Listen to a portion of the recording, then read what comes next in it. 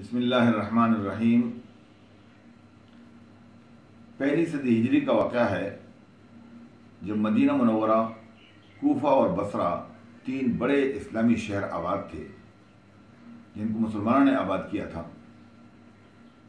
لیکن مسلمان قیادت نے اس وقت یہ فیصلہ کیا کہ شمالی افریقہ میں ایک شہر آباد کیا جائے جس کو فوجی اور عسکری مرکز بھی قرار دیا جائے اور پھر بعد میں وہ علمی اور تحقیقی مرکز بھی کا مقام بھی حاصل کر سکے گا۔ حضرت عقبہ بن نافع رضی اللہ تعالیٰ عنہ اس وقت سپہ سالار ہیں، اللہ کی رحمتیں ہوں ان پر۔ انہوں نے یہ فیصلہ کیا کہ شمالی افریقہ کے علاقے میں ایک شہر آباد کیا جانا چاہیے۔ جائزہ لیا گیا اور ایک علاقے کا انتخاب کیا گیا، لیکن اس علاقے میں یہ مسئلہ تھا کہ پانی تو وافر تھا، سبزہ بھی وافر تھا، لیکن جنگل ہونے کی وجہ سے وہ شیروں اور درندوں کا آمجگاہ بنی ہوئی تھی زمین۔ وہ زمین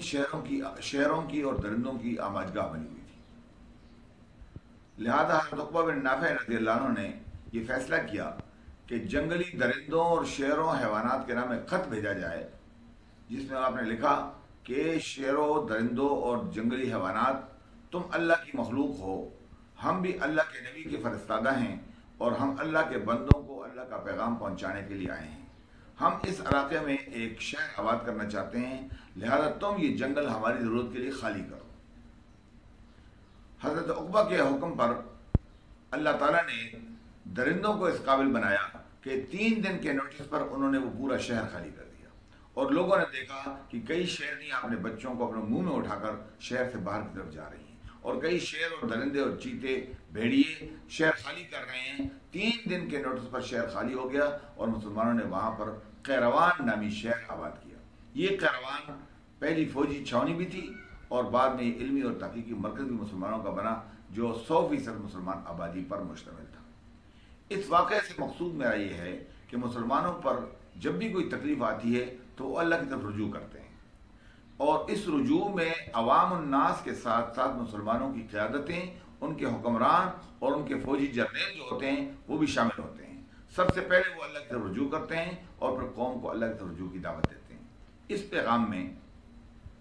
حضرت عقبہ نے جنگلی جانوروں کو مخاطب کیا اور انہوں نے اللہ کے حکم پر یہ جگہ چھوڑ دی اور وہاں پر شہر آباد ہو گیا۔ آج بھی ہم دنیا میں مختلف مسائل سے دوچار ہیں، نافرمانی اللہ تعالیٰ کی بڑھ چکی ہے، پورا انسانی معاشرہ اللہ تعالیٰ کی نافرمانی میں مبتلا ہے، قوموں کی قومیں اور حکومتوں کی حکومتیں سودخواری پر اپنا نظام چلا رہی ہیں، جوئے، شراب، نشے، تماشے اور اس طرح کی چیزوں سے دنیا بھری ہوئی ہے اور ظلم و ستم کے پہاڑ توڑے جا رہے ہیں۔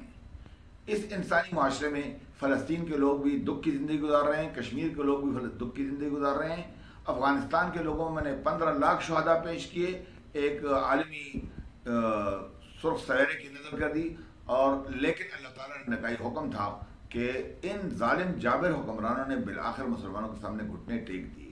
اور اب کرونا کے آنے کے بعد اب ساری دنیا پر یہ واضح ہو گیا ہے کہ وہ ملک اور وہ ترقی یافتہ ریاستیں جو اپنے آپ کو دنیا کی سپر پاور سمجھتی تھیں، انہوں نے بھی شکست تسلیم کر لی ہے۔ ٹرمپ بھی اللہ کے کلام کی طرف رجوع کر رہا ہے، اٹلی کا حکمران بھی اللہ کی طرف رجوع کر رہا ہے، اسرائیلی چیف ربی بھی اللہ کی طرف رجوع کر رہا ہے، لیکن ہماری نافرمانی کی وجہ سے اللہ تعالیٰ نے اپنے رحمت کے دروازے ہمارے اوپر اس طرح بند کر دیے ہیں کہ اس کے گھر کے دروازے بند ہو گئے۔ اور تاریخ یاد رکھے گی کہ دنیا میں حرمین کی سرزمین پر جب سنیما گھر بنائے گئے تو اس سال اللہ تعالیٰ نے حرمین کے دروازے بند کروا دیے تاکہ لوگ وہاں پر دعا کے لیے بھی نہ جا سکیں، نماز بھی نہ پڑھ سکیں۔ میرے دوستوں، بہنوں اور بھائیوں، میں جو بات کرنا چاہتا ہوں اس موقع پر وہ یہ ہے کہ اس موقع پر ضرورت اس بات کی ہے کہ ایک عقبہ بن نافع پیدا ہو جائے، کوئی فوجی جرنیل، کوئی حکمران، چاہے وہ جمہوری کوئی تماشاگیر ہو یا کوئی بادشاہت کے نمائندے ہوں یا کوئی ڈکٹیٹرز ہوں، لیکن اگر ہماری قوم پوری کی پوری اللہ کے حضور میں گڑ گڑائے، روئے، استغفار کرے، معافی مانگے اور اپنے جرائم کا اعتراف کر لے تو کبھی امید ہے کہ اللہ تعالیٰ ہمارے اس عذاب کو ہم سے ٹال دے گا۔ اور جب پوری دنیا اس کے سامنے کمزور پڑ چکی ہے، دنیا کو پتہ چل گیا ہے کہ اللہ کا عذاب جب آتا ہے تو وہ عذاب کی صورت میں ہو، آزمائش کی صورت میں ہو یا وارننگ اور تنبیہ ہو، کسی بھی صورت میں جب انسانوں پر آتا ہے تو انسانوں کے پاس سوائے استغفار کے، معافی مانگنے کے اور گڑ گڑانے کے اور کوئی راستہ نہیں رہتا ہے۔ تو ضرورت اس بات کی ہے کہ آج مسلمانوں کے 60 ملکوں کے نمائندے، حکمران، فوجی جرنیل، جو لاکھوں کی تعداد میں ہماری فوجیں ہیں، اگر ہم اللہ کے حضور روئیں، گڑ گڑائیں، معافی مانگیں کہ بار الہ ہم نے تیری نافرمانی کی، ہم نے تیرا حق نہیں پہچانا، تم نے اپنے عذاب کے ذریعے سے ہمارے اوپر اپنے گھروں کے دروازے بند کر دیے، ہم اپنے جمعے کی نماز کے لیے حاضر ہو کر تم سے معافی نہیں مانگ سکتے ہیں، ہم اپنے حرمین میں بھی نہیں جا سکتے ہیں، یا اللہ ہمارے ان گناہوں کو معاف فرما دے اور ہمارے اوپر سے کورونا کے اس عذاب کو ٹال دے۔ یقین جانیے عقبہ بن نافع کے کہنے پر جنگلی درندے تک جا سکتے ہیں، تو کرونا بھی اللہ کے لشکروں میں سے ایک لشکر ہے، اللہ کی فوجوں میں سے ایک فوج ہے، اور اس فوج کو ٹالنے کے لیے سوائے استغفار کے اور معافی مانگنے کے اور کوئی راستہ نہیں ہے۔ لہذا مسلمان امت کو بحیثیت مجموعی اور بلکہ انسانیت کو بحیثیت مجموعی اللہ کی طرف رجوع کرنی چاہیے، اور اس کا آغاز یقیناً مسلمان حکمرانوں کو کرنا چاہیے کہ اپنی قوموں سمیت اللہ سے اجتماعی استغفار کریں، اجتماعی معافی مانگیں، قوموں کی قومیں اللہ کے حضور کھڑی ہو جائیں، فوجوں کی فوجیں اللہ کے حضور کھڑی ہو جائیں کہ یا اللہ ہم تیرے بندے ہیں، ہمارے اوپر سے سزا کو ٹال دے اور ہمارے اعمال کی سزا ہمارے آنے والی نسلوں کو مت دے۔ وآخر دعوانا ان الحمدللہ۔